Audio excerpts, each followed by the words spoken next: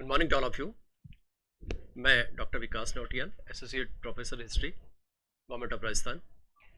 आज हम जो लेक्चर श्रृंखला रख रहे हैं ये बेसिकली फिलॉसफी ऑफ हिस्ट्री के बारे में है और उसके साथ साथ हम पोस्ट मॉडर्निज्म यानी उत्तर आधुनिकता की बात करेंगे। जैसा कि आपको विदित है कि अभी हाल में ही राजस्थान लोक सेवा आयोग और यूपी पब्लिक सर्विस कमीशन, इन दोनों में असिस्टेंट प्रोफेसर की जो भर्तियां निकली हैं उसके संदर्भ में ये टॉपिक बहुत ही रेलेवेंट है कॉम्पिटिटिव एग्जाम्स के हिसाब से, इसलिए यहाँ पर इस लेक्चर को हमने रखा है। तो प्रश्न ये पैदा होता है इसमें हम क्या क्या करने वाले हैं। इसमें सबसे पहले तो हम फिलॉसफी ऑफ हिस्ट्री का मतलब यहाँ पर यह है कि इतिहास बोध क्या है, इतिहास को समझने का दार्शनिक और चिंतन परक दृष्टिकोण क्या है, और उसके साथ साथ आज जो सबसे चर्चित शब्दावली है, विचारधारा है, वो पोस्ट मॉडर्निज्म है। और खास करके पोस्ट मॉडर्निज्म ने सोशियोलॉजी, फिलॉसफी, लिटरेचर, इनको तो अत्यधिक प्रभावित किया और अब पिछले 3-4 दशकों से इसने हिस्ट्री को भी प्रभावित किया है। तो क्या है ये, इस बारे में हमारा विचार रहेगा। सबसे पहले जानने के से पहले हम बात करेंगे कि इसका फिलॉसफी ऑफ हिस्ट्री का परिप्रेक्ष्य क्या और किस रूप में समझा जाए और रखा जाए। तो यहां पर हम बात करेंगे कि फिलॉसफी की जब हम चर्चा करते हैं तो सबसे पहले ये देख लें कि इतिहास अध्ययन होता क्या है। History, study of history. Study of history क्या चीज है? प्रश्न यहां पर ऑब्जेक्टिव बनने हैं, मल्टीपल चॉइस के क्वेश्चन बनने हैं, एमसीक्यू टाइप के क्वेश्चन बनने हैं। यहां पर हम इस बात को समझें कि इसको किस किस रूप में लें। सबसे पहले हम बात करते हैं हिस्ट्री यानी इतिहास। दूसरे नंबर पर बात करते हैं इतिहासकार का इतिहास। ये थोड़ा अब डिफरेंट एंगल से पढ़ाया जा रहा है, डिफरेंट एंगल से लेक्चर है ये। इतिहासकार का इतिहास, हिस्ट्री ऑफ हिस्टोरियन। तीसरी बात आती है कि क्या इसको लिखने के लिए टूल्स चाहिए, इसलिए एक शब्द आया दर्शन, इतिहास का दर्शन। और चौथी बात इसमें आती है इतिहास, क्योंकि हमने ये 3 पक्ष देखे इसलिए दर्शन के बाद बात आती है हिस्टोरियोग्राफी यानी इतिहास लेखन।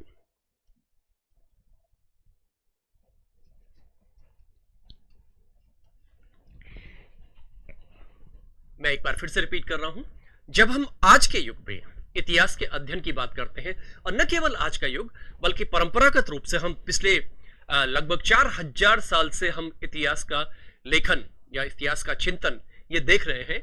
और इसके अंतर्गत हम जब बात करते हैं तो इसको 4 रूपों में हमने एक्सप्लेन करने की कोशिश की है। पहला ये कि इतिहास, दूसरी बात ये इतिहासकार का इतिहास, तीसरी बात ये इतिहास का दर्शन, खास करके इतिहासकार का दर्शन, चौथी बात ये कि ये इतिहास लेखन क्या चीज है जो आपके सिलेबस में है। तो ये जो 2 चीजें हैं, इतिहास का दर्शन, philosophy of history, and historiography, इतिहास लेखन, ये अब सभी कॉम्पिटिटिव एग्जाम्स में है। इसलिए इस बिंदु को समझने के लिए पहले हमको पीछे से आना पड़ेगा, जीरो से शुरू करेंगे।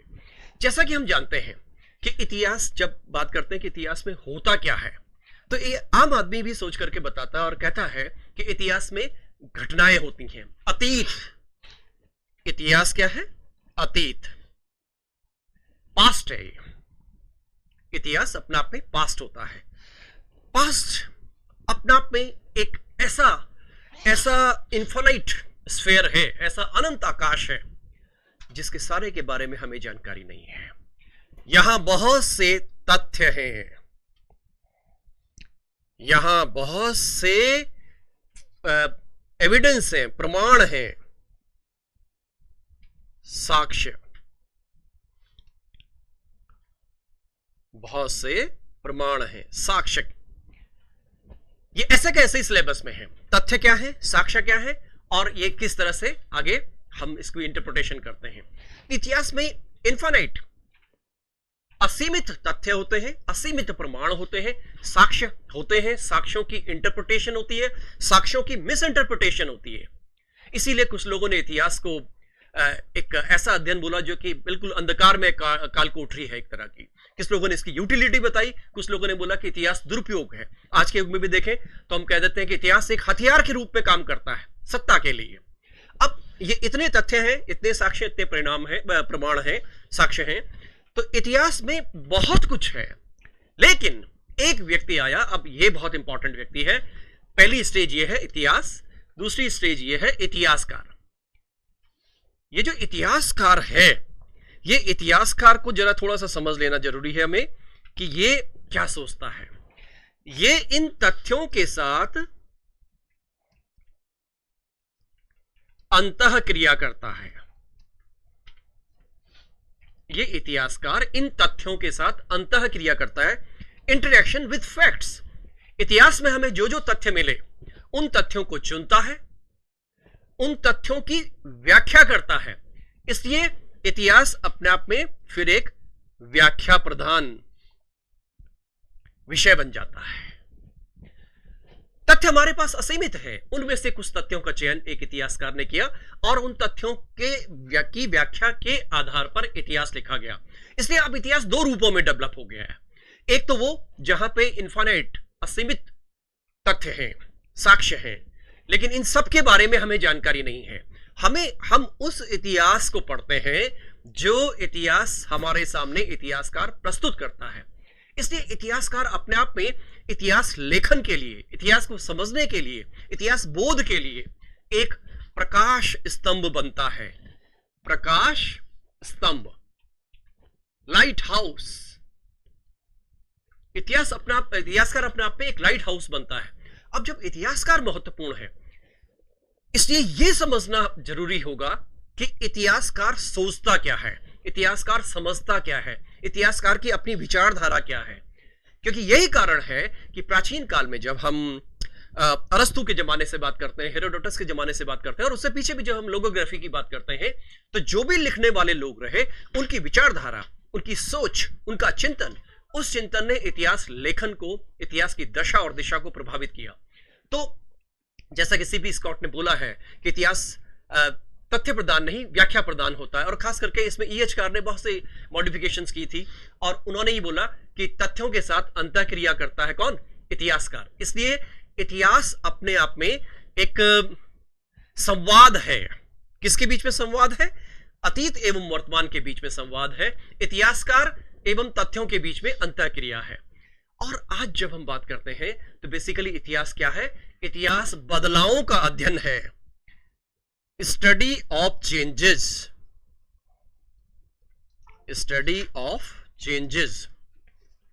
वो घटनाएं जिन्होंने इतिहास को दिशा दी, इतिहास को दशा दी, और इतिहास की व्याख्या करने में जिन घटनाओं का रोल रहा। जैसे हम उदाहरणार्थ बात करें कि घटना क्या, हमारे पास धात्विक क्रांति हुई। यह मानव जीवन के इतिहास की पहली महत्वपूर्ण घटना है। लेकिन उससे संबंधित फैक्ट्स क्या क्या है, उन फैक्ट्स की चर्चा हमको भी करनी है। इसके बाद एक बात आती है कि मेटेलिक रिवॉल्यूशन के साथ साथ, धात्विक क्रांति के साथ साथ हमने खेती करना सीखा। हजारों लाखों साल बीत गए, मानव हंटिंग एंड फूड गैदरिंग करता रहा। लेकिन जैसे वो फूड प्रोड्यूसर बना, कृषि क्रांति जिसको हम कहते हैं, नवपाषाणिक क्रांति काल जब आता है तो वहां पर सब जगह पर खेती होने लगती है। तो ये एक दूसरा बदलाव है मानव जीवन का। एक तीसरा बदलाव आया जब हम औद्योगिक क्रांति का युग देखते हैं। तकनीकी क्रांति, औद्योगिक क्रांति, क्रांतियों का युग आता है। और आज के युग में हम बात करते हैं तो एक बहुत ही महत्वपूर्ण बदलाव आया जिसके कारण से आप और हम आमने सामने आ रहे हैं। वो है इंफॉर्मेशन टेक्नोलॉजी का परिवर्तन। क्या बदलाव किया उसने हमारे जीवन में। हम आज उस मानव से जो हंटिंग एंड फूड गैदरिंग कर रहा था, आज हम एक टेक्नो मानव के रूप में डेवलप हो गए हैं। तो इतिहास की वो जो चरण हैं जिन्होंने इस पूरे बदलावों को देखा है, उनको हम अध्ययन करते हैं इतिहास के अंतर्गत। तो यहां दो बातें आई, इतिहासकार का इतिहास। तो नॉर्मली हम यूनिवर्सिटी सिस्टम में या हम अपने पठन पाठन के मामले में इस इतिहास को पढ़ते हैं। इस इतिहास को नहीं, हम इसको पढ़ते हैं जो इतिहासकार हमें बताते हैं। अब बात आती है कि इतिहास को लिखने समझने में इतिहासकार महत्वपूर्ण होता है। ये जो इतिहासकार है, इसकी सोच क्या है, इसका दर्शन क्या है, इसका चिंतन क्या है, और इस चिंतन के आधार पर हमने इतिहास की व्याख्या को करना शुरू किया, क्योंकि व्याख्या इतिहासकार कोई वैसे ही कर पाएगा जैसा उसका चिंतन होगा। जब हम मार्क्स की बात करते हैं तो उन्होंने आर्थिक आधार पर चिंतन किया। जब हम कॉम्टे की बात करते हैं तो वो प्रत्यक्षवादी चिंतन की बात करते हैं, ऑब्जेक्टिव हिस्ट्री राइटिंग की बात करते हैं। जब हम बेबी ब्यूरी की बात करते हैं तो वैज्ञानिक इतिहास लेखन की बात करते हैं। जब हम ऑगस्टीन को लेते हैं मध्यकाल में, तो वो मध्यकाल में वो धार्मिक इतिहास लेखन के अंतर्गत इतिहास लिखते हैं। तो सवाल यह पैदा होता है कि इसलिए हमें जरूरत पड़ती है इस दर्शन को समझने की, इतिहास लिखने से संबंधित दर्शन को समझने की, क्योंकि फिर ऐसे में हर इतिहासकार का अपना दर्शन, अपना चिंतन, अपनी सोच हो सकती है। और उस सोच को समझने के लिए हम फिलॉसफी ऑफ हिस्ट्री की बात करेंगे। तो हमारे जो सिलेबस में ये जो दर्शन शब्द डाला हुआ है ये अपने आप में महत्वपूर्ण है, और इसलिए इसके अंतर्गत हम इतिहास को देखेंगे, समझेंगे। क्योंकि जिसको हम इतिहास बोध कहते हैं, ये इतिहास बोध दरअसल सदैव था मानव इतिहास के साथ साथ। जब खास करके परिवर्तनों के युग आए तो वहां से इतिहास बोध की संकल्पना भी आई। जैसे हम ग्रीक और रोमन की बात करते हैं तो ग्रीक्स ने उसको लोगोग्राफी की फॉर्म में लिया, या बाद में उसको हिस्ट्री की फॉर्म में लिया हेरोडोटस ने। जब हम चाइना की बात करते हैं तो वो शीह शब्दावली वहां पे इस्तेमाल करते हैं। जब हम भारत के संदर्भ में बात करते हैं तो कहने को अंग्रेजों ने और कॉलोनिस्ट ने यह कहा कि भारत में इतिहास लेखन नहीं था, भारत में इतिहास बोध नहीं था। लेकिन जब हम वेदों को देखते हैं, वैदिक साहित्य को देखते हैं, तो वहां पर शब्दावली आती है इतिहास पुराण। तो हिस्ट्री शब्द उनकी देन हो सकता है, लेकिन हिस्ट्री शब्द के का जो हम यहां पर व्याख्या के रूप में देखते हैं या शब्दावली के ट्रांसलेशन के रूप में देखते हैं, तो इतिहास पुराण हमारे यहां भारत में भी प्राचीन भारतीय चिंतन यानी वैदिक साहित्य में हमको दिखाई देता है। अब एक अंतिम बात आती है जो कि सिलेबस में है, वो है हिस्ट्रियोग्राफी। हिस्ट्रियोग्राफी क्या चीज है? बेसिकली ये हिस्ट्री ऑफ हिस्ट्री है और कुछ भी नहीं है। History of history. ध्यान से देखिएगा, इन इतिहासकारों ने अपनी सोच के अंतर्गत, या यूं कहें कि आज तक के विश्व के इतिहासकारों ने अपनी अपनी सोच के अंतर्गत इस दुनिया का, इस यूनिवर्स का जो इतिहास लिखा, वो इतिहास किस सोच के अंतर्गत लिखा गया, और इन सब को हम हिस्टोग्राफी में पढ़ते हैं। तो ये चार बातें सबसे महत्वपूर्ण यहां पर आती हैं कि इतिहास क्या है, इतिहास किसको कहेंगे, उसके बाद इतिहासकार का इतिहास क्या होता है, उसके बाद इतिहास का दर्शन और सोच क्या है, और उसके बाद हिस्टोग्राफी क्या है। इसीलिए हिस्टोग्राफी के अक्सर जब हम सिलेबस की बात करते हैं, खास करके आरपीएससी के सिलेबस की, तो वहां पर इसके दो बिंदु लिखे हुए हैं, इतिहास दर्शन अलग से है और इतिहास लेखन अलग से है। यानी यहां पर हमको इतिहासकारों के चिंतन को समझना है और इतिहासकारों ने क्या क्या लिखा है, क्या क्या समझा है और कैसे कैसे समझा है, उसको हमको सबको देखना है। जब हम दर्शन की बात करते हैं तो स्वाभाविक रूप से हम जब इसको लेते हैं तो आपने ये सुना और पढ़ा है कि एक रेखीय अवधारणा होती है, एक चक्रीय अवधारणा होती है, linear view and cyclic view. जब लीनियर व्यू और साइक्लिक व्यू की बात करते हैं तो ये भी इतिहास लेखन के दर्शन को इंडिकेट करता है।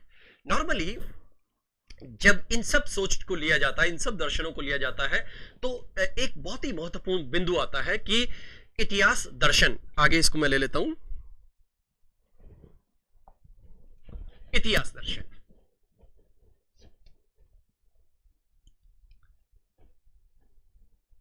Philosophy of history, philosophy of history.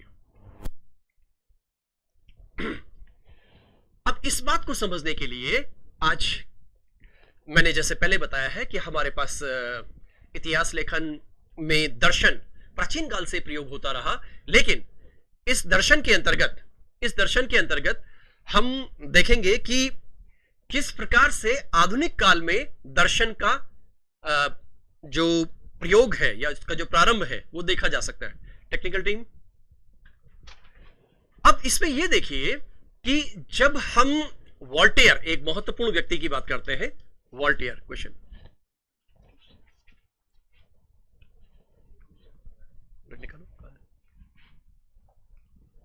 Voltaire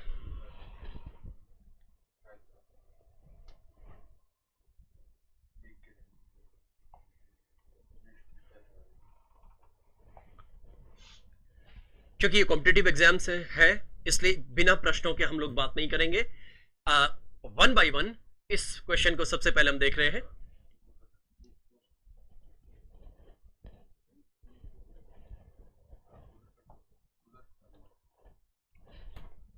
आपके सामने एक प्रश्न है, इस प्रश्न को हम देख सकते हैं। निम्नलिखित में से असत्य युग्म का चयन कीजिए। निम्नलिखित में से असत्य युग्म का चयन कीजिए। इतिहास दर्शन का पिता, दरअसल यहां पे आधुनिक इतिहास दर्शन शब्द आना चाहिए, तो एक शब्द यहां पे मैं इस्तेमाल कर दूं, आधुनिक। ये क्या आ जाएगा? आधुनिक। आधुनिक इतिहास दर्शन का पिता, इसके लिए लिखा गया वॉल्टेयर, जो मैंने अभी नाम लिया। फिर आया अरबी इतिहास लेखन का पिता इब्न खल्दून, ये 14वीं शताब्दी में थे। फिर आया विश्लेषणात्मक इतिहास लेखन का पिता, इसके नाम के आगे, इनके आगे लिखा हुआ है कांट। फिर आया प्रत्यक्षवादी इतिहास लेखन का पिता ऑगस्ट कॉम्टे। ये 4 नाम है। इन 4 नामों, ये प्रश्न है, प्रश्न एक है, लेकिन इस प्रश्न में 4 प्रश्न हैं अपने आप में। आपसे सीधे पूछा जा सकता है कि निम्नलिखित में से इतिहास दर्शन का पिता कौन सा था। तो बहुत स्ट्रिक्टली क्लियरली समझिए कि आधुनिक काल में इतिहास दर्शन का पिता वॉल्टेयर है। वॉल्टेयर, आप जैसा कि सब लोग जानते हैं कि वॉल्टेयर मूल रूप से 18वीं शताब्दी में एक फ्रेंच फिलोसोफर थे। फिलोसोफर्स भी उनके यहां बोला जाता है, फ्रेंच प्रोनाउंसिएशन है। और इन्होंने जो चिंतन दिया उसमें तर्क, बुद्धि, विवेक, संवैधानिक राजतंत्र, इन चीजों पर चर्चा की गई थी। और इन्होंने ही आधुनिक काल में इतिहास दर्शन का प्रयोग करना प्रारंभ किया। इसलिए जो बहुत से ज्यादातर इतिहासकारों ने इन्हें ही इतिहास दर्शन का पिता कहा है। तो ये क्वेश्चन, ये पार्ट सही है, क्योंकि हमें असत्य युग्म का चयन करना है। उसके बाद आया अरबी इतिहास लेखन का पिता। इनके, ये बेसिकली इब्न खल्दून का नाम आ रहा है। ये 14वीं शताब्दी के एक अरबी चिंतक हैं। अरब में जैसा कि हम जानते हैं कि एक सिस्टम था तारीख लेखन, आपने सबने सुना है और पढ़ा है, तारीख हिंद, तारीख फिरोज शाही। तो तारीख शब्दावली इस्लामिक इतिहास लेखन के अंतर्गत मिलती है। और इसके अलावा यहां बहुत से अन्य शब्द इस्तेमाल किए गए, जैसे अखबार, अखबारात, और भी बहुत सारे शब्द आते हैं। लेकिन यहां पर आया अरबी इतिहास लेखन का पिता। एक्चुअली इस्लाम में इतिहास लेखन पहले से चल रहा था, लेकिन इन्होंने जो शब्द इस्तेमाल किया, इन्होंने वैज्ञानिक क्रम इस्तेमाल किया इसके लिए। और आश्चर्य इस बात का, बेसिकली ट्यूनीशिया के रहने वाले थे। इन्होंने एक बड़ा जो राज्य संबंधी सिद्धांत, इतिहास का सिद्धांत, इतिहास का राज्य के साथ क्या संबंध होता है, इसके संबंध में उन्होंने जैसी व्याख्या की, वो अपने आप में विलक्षण थी। इस्लाम में जो इतिहास लेखन अभी तक किया जा रहा था, उसमें धर्म की भूमिका महत्वपूर्ण थी।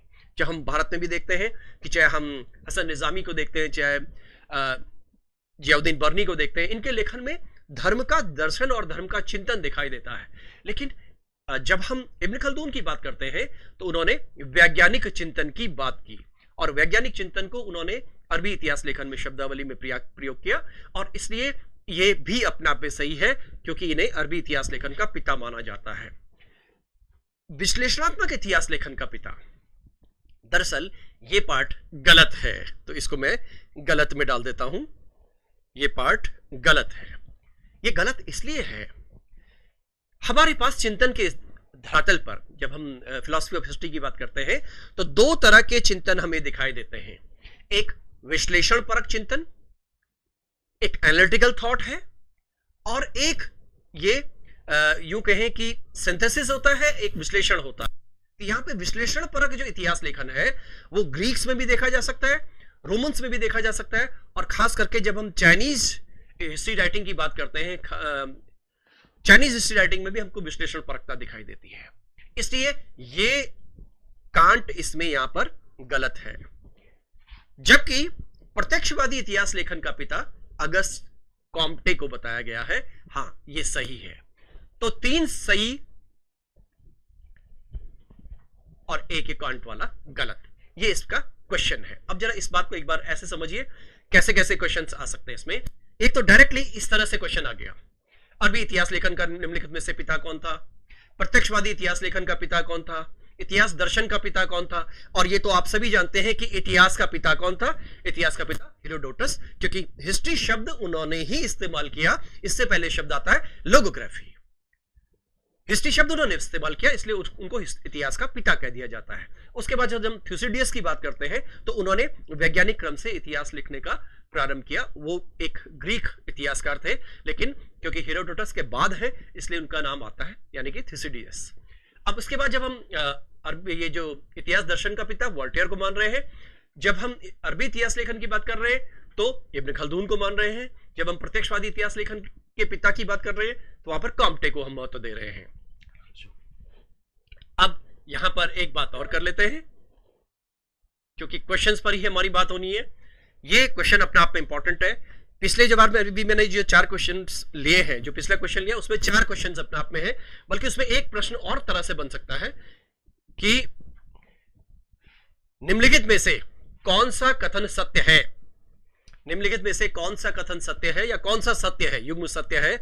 और यह क्वेश्चन इस फॉर्म में बन जाएगा। नंबर 1, 1, 2, 4 सही है। 1, 2, 3, 4 सही है। 2, 3, 4 सही है। 1, 3, 4 सही है। आजकल नए प्रश्न इसी तरह के बनते हैं। तो इस केस में क्या हो जाएगा, जब ये सत्य की जगह असत्य की जगह सत्य शब्द आ जाएगा तो प्रश्न कैसे बनेगा? ये सही है, ये सही है, ये सही है, यानी कि 1, 2, 4 सही है। तो 1, 2, 4 यानी कि ये वाला पार्ट सही है। तो एक क्वेश्चन हमारे पास बहुत तरह से पूछा जा सकता है, बहुत से रूपों में पूछा जा सकता है। अब जरा मैं एक दूसरे क्वेश्चन को भी देख लूं,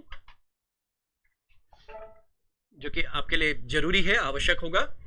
इसमें सुमेलित कीजिए वाले प्रश्न है। सुमेलित कीजिए वाले प्रश्न है। आप अगर कहीं कोई टाइपिंग में मिस्टेक होगी तो उसको मैं संशोधित कर दूंगा। आप देखिए, सूची 1 को सूची 2 से सुमेलित करना है। यहां पे लिखा है कोई किसी ऐतिहासिक ग्रंथ का नाम। ये सारे वो ग्रंथ सामने आ रहे हैं और ये सारे वो चिंतक और इतिहासकार सामने आ रहे हैं जिन्होंने इस पूरी दुनिया के इतिहास लेखन को प्रभावित किया, चिंतन को प्रभावित किया। तो एक बुक आई, सबसे पहले इंपॉर्टेंट टेक्स्ट आया, ए स्टडी ऑफ हिस्ट्री। अपने आप में एक बहुत ही वृहद किताब है। फिर आया lectures on philosophy of history, फिर आया आइडिया ऑफ हिस्ट्री, और फिर आया डिक्लाइन ऑफ वेस्ट। आगे इन्होंने नाम दिए हुए हैं। तो 1 बाय 1 हम देखें। जब हम स्टडी ऑफ हिस्ट्री की बात करते हैं, मैं यहां पे इसको प्रॉपरली देख लेता हूं।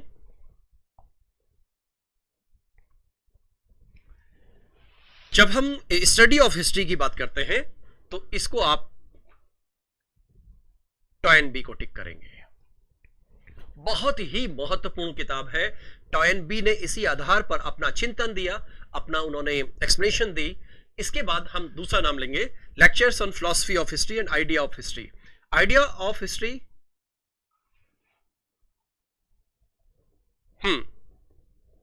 कॉलिंगवुड।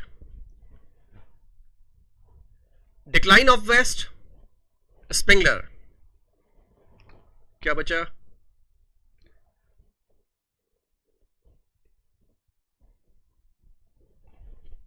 वन बाय वन देख लें। यानी कि जब हम इनकी जरा थोड़ी सी हम व्याख्या कर लें एक बार के लिए। जब हम स्टडी ऑफ हिस्ट्री की बात करते हैं तो उन्होंने ये देखने की कोशिश की है कि इतिहास को समझा कैसे जाए, इतिहास को पढ़ा कैसे जाए, और इसके अंतर्गत उन्होंने पूरी दुनिया की संस्कृति को समझने की कोशिश की। तो स्टडी ऑफ हिस्ट्री अपने आप में बहुत ही वृहद टेक्स्ट है। आर्नोल्ड टॉयनबी एक ब्रिटिश हिस्टोरियन थे, उन्होंने इसकी व्याख्या इसमें की है। इसको सेपरेटली टेकअप किया जाएगा। उसके बाद आया lectures on philosophy of history. ये हीगल अपने आप में बहुत ही महत्वपूर्ण चिंतक रहे, जिन्होंने द्वंद्वात्मकता के सिद्धांत की, आदर्शवादी द्वंद्वात्मकता के सिद्धांत की उन्होंने इंटरप्रिटेशन की थी, व्याख्या की थी, और जिसको आधार बना करके बाद में मार्क्स ने उसकी एक नई व्याख्या की। तो अपने आप में फिलॉसफी ऑफ हिस्ट्री उन्होंने इसकी बड़ी व्याख्या की है। इसके बाद idea of history. Idea of history ये बहुत ही महत्वपूर्ण किताब है कॉलिंगवुड की, जिसमें ये एक प्रश्न खूब सारे बनते हैं इस पर। एक प्रश्न बहुत ही महत्वपूर्ण है कि समस्त इतिहास, all history is history of thoughts, समस्त इतिहास विचारों का इतिहास होता है। तो ये अपने आप में कॉलिंगवुड की सबसे महत्वपूर्ण विचारधारा है और सबसे महत्वपूर्ण उनकी किताब है। उन्होंने हर चीज के लिए विचारों को महत्व दिया। जैसा कि हम सब जानते हैं, जैसे मार्क्स हैं या मार्क्सिज्म से रिलेटेड जितने भी इतिहासकार हैं, उन्होंने मार्क्स की विचारधारा को या आर्थिक चिंतन की विचारधारा को उस पर बल दिया और उसी चश्मे से पूरे दुनिया के इतिहास को देखने की कोशिश की। तो उन्होंने विचार को महत्वपूर्ण जगह दी है। जब हम किसी उपनिवेशवादी चिंतक की बात करते हैं, जिसको हम इंपीरियलिस्टिक हिस्टोरियंस कहते हैं या कैम्ब्रिज हिस्टोरियंस कहते हैं, उनकी दृष्टि औपनिवेशिक रही। उन्होंने औपनिवेशिक दृष्टिकोण से इतिहास को देखने की कोशिश की। जब हम आज के युग में सबॉल्टन अप्रोच वाले इतिहासकारों की बात करते हैं, जो कि लोकप्रिय इतिहास लेखन की बात करते हैं, जन आधारित इतिहास लेखन की बात करते हैं, सबॉर्डिनेट हिस्ट्री राइटिंग की बात करते हैं, जब यूरोप जाते हैं तो वहां पर उसको प्लेबियन हिस्ट्री राइटिंग कहते हैं। ये लोग सीमांत लोगों के अध्ययन पर बल देते हैं, समाज का जो सीमांत वर्ग है उस पर बल देते हैं। उसके बाद डिक्लाइन ऑफ वेस्ट, ये स्पिंगलर की किताब है और इन्होंने संस्कृतियों के अध्ययन पर बल दिया। इस तरह से ये प्रश्न बनता है। इसके बाद हम नेक्स्ट जो इश्यू लेते हैं, एक क्वेश्चन और देख लेते हैं।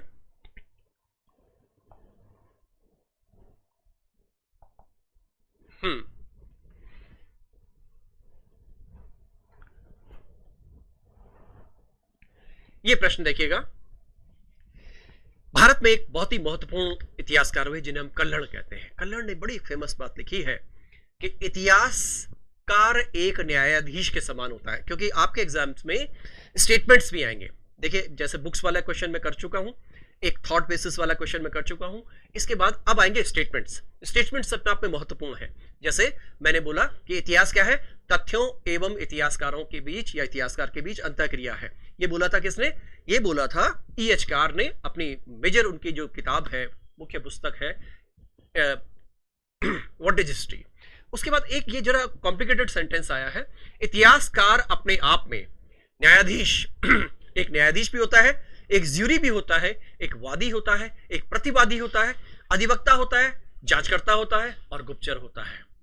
यह कथन किसके द्वारा दिया गया? तो एक स्टेटमेंट में पहले ले रहा हूं, इतिहासकार न्यायाधीश के समान होता है।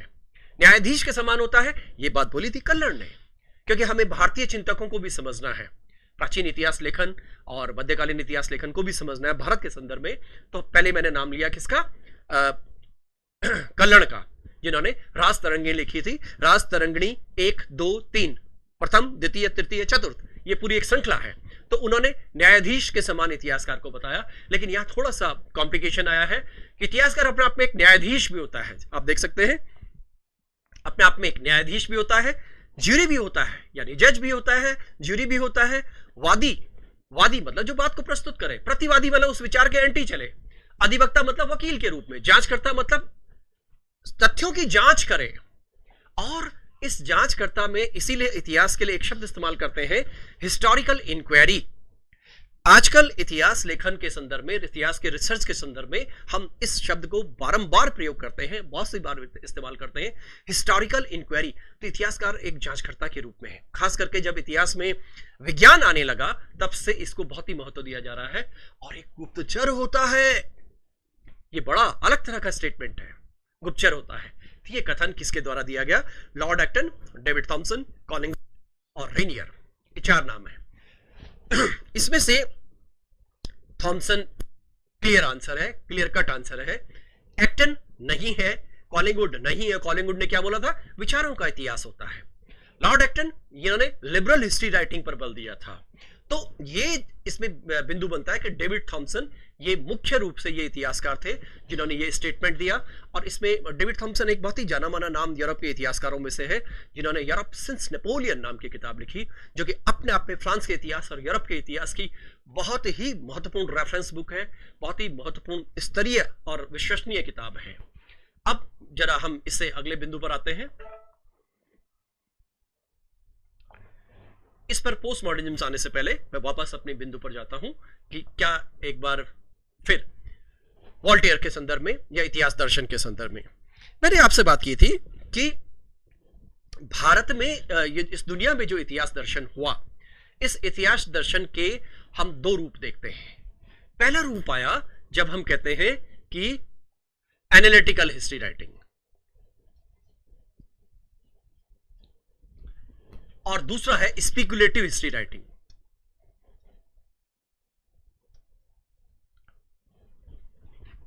एनालिटिकल हिस्ट्री राइटिंग और स्पेकुलेटिव हिस्ट्री राइटिंग, ये दोनों अपने आप में महत्वपूर्ण है और ये आपके डायरेक्ट सिलेबस में लिखा हुआ है, इसलिए इस बिंदु को थोड़ा समझ लें।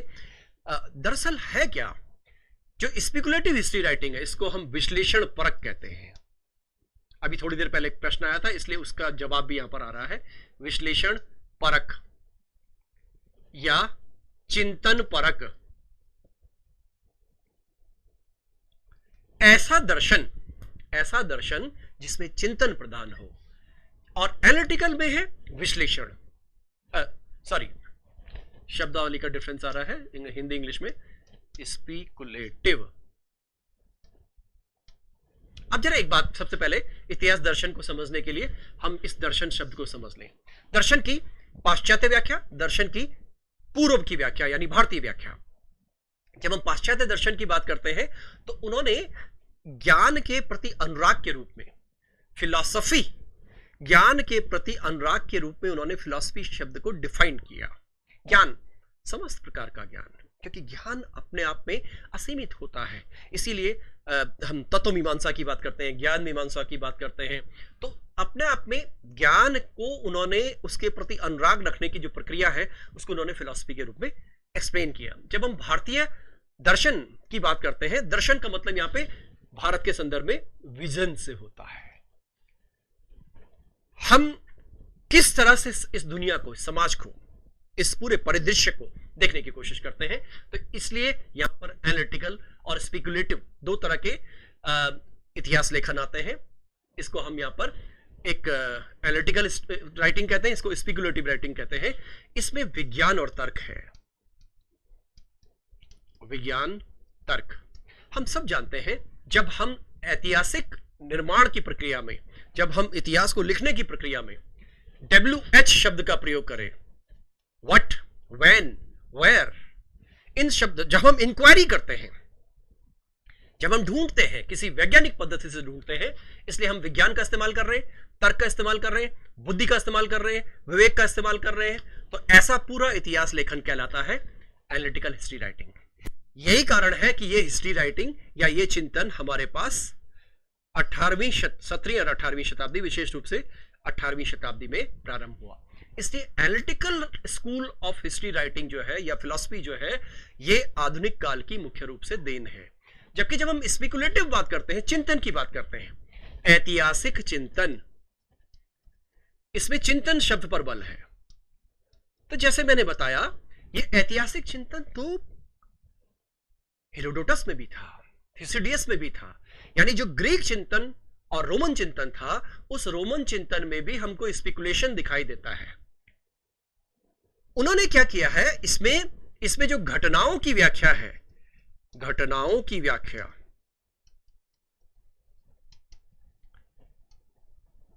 घटनाओं की व्याख्या चिंतन के आधार पर की जाती है। घटनाओं कैसे हुआ तो उसका आधार वो चिंतन को बनाते हैं। घटनाओं का आधार चिंतन। गूढ़ रहस्य क्या है इसके पीछे, गूढ़ता क्या है। जबकि यहां क्या बात कर रहे हैं, यहां इसमें विश्लेषण किया जाता है, यहां पर इसमें विज्ञान लाया जाता है।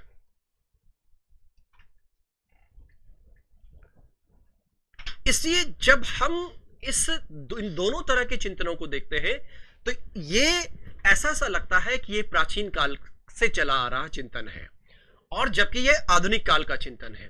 इसलिए इस चिंतन को आज के इतिहास लेखन में अधिक महत्व दिया गया और इस चिंतन को तुलनात्मक रूप से कम महत्व दिया गया। लेकिन यह चिंतन हमारा पुराना चिंतन है और यह चिंतन हमारा नवीन प्रकार का चिंतन है, यानी वैज्ञानिक चिंतन है, तर्क बुद्धि विवेक के आधार पर दिया गया चिंतन है। इसलिए इसमें वैज्ञानिक क्रम का इस्तेमाल किया जा रहा है, इसमें घटनाओं की व्याख्या करने में चिंतन और गूढ़ दर्शन का या इसके रहस्य ढूंढने की कोशिश की जा रही है। इसीलिए हम देखेंगे कि इस वाले चिंतन में जो स्पेकुलेशन है, स्पेकुलेशन हमें ग्रीक्स में भी मिलेगा तो रोमन्स में भी मिलेगा, यहां तक कि जब हम चाइना में देखेंगे तो वहां पर भी हमको ये चिंतन दिखाई देगा।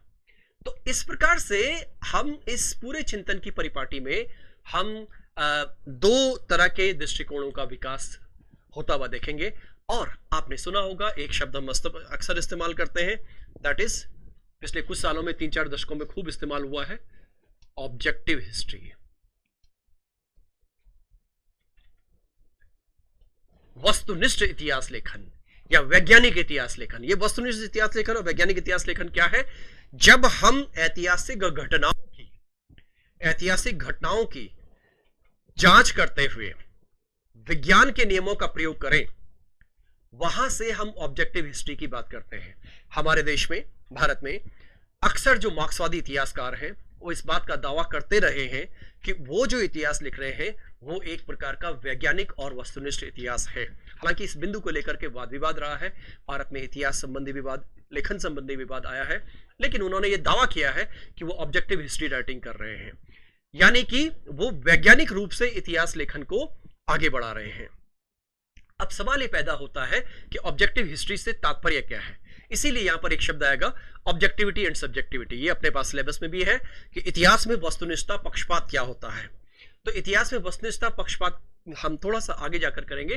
पहले यहां पर क्योंकि हमारा इतिहास दर्शन का टॉपिक है, तो जो ऑब्जेक्टिव हिस्ट्री होती है वो अपने आप में यूनिवर्सल होती है।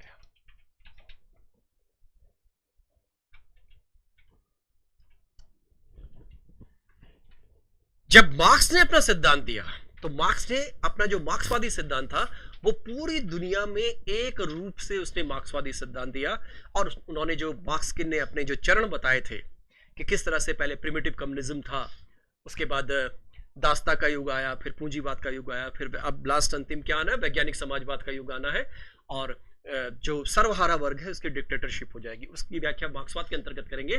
तो वो ये कह रहे हैं कि यूनिवर्सल कंसेप्ट हो हिस्ट्री राइटिंग का।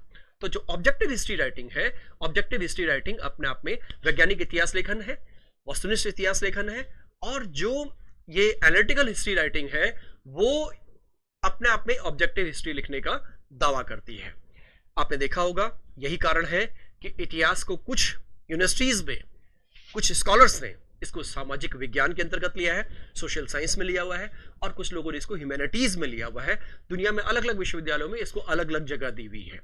हम आज इस टॉपिक के अंतर्गत इतना ही करते हैं, बाकी हम नेक्स्ट लेक्चर में करेंगे। थैंक यू, धन्यवाद।